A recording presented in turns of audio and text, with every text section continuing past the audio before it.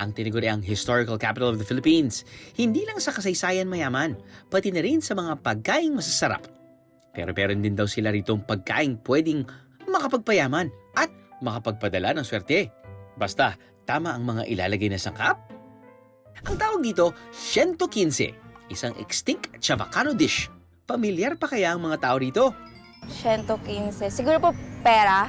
Numbers. Kasi parang ano siya, Spanish na numbers. Pera yun. Halimbawa pinag-uusapan pera, halaga ng pera, ganon.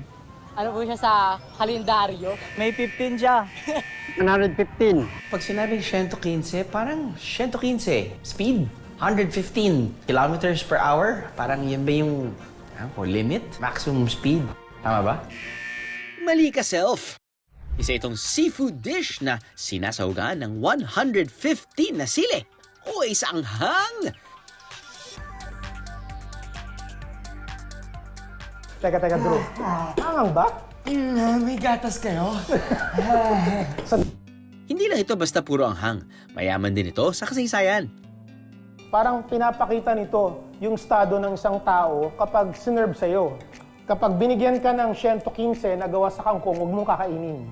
Parang sinasabi nung nagluto o nag-prepare na hindi ka importanteng tao. Pero kapag yung 115 gawa siya sa langka, at meron siyang hipon, liempo, alimasag, parang sinasabi niya na importanteng tao ka para sa kanya at nagre-release siya ng blessing.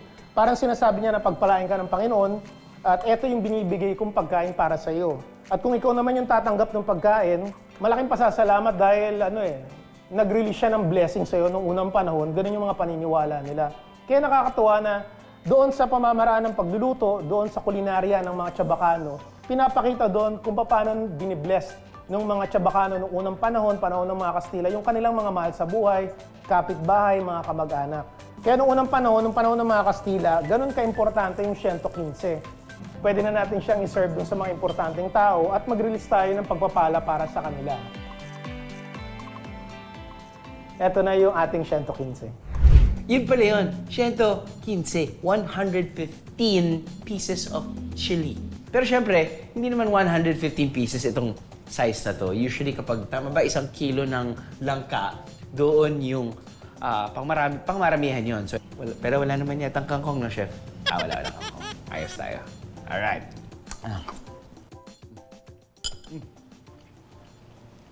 Yep. Absolutely. Yummy. Habang niluto niya, nasinghot namin yung bawang. Yung chili. Siyempre, nag-ubuhan kami. So ang tanong, maanghang nga ba?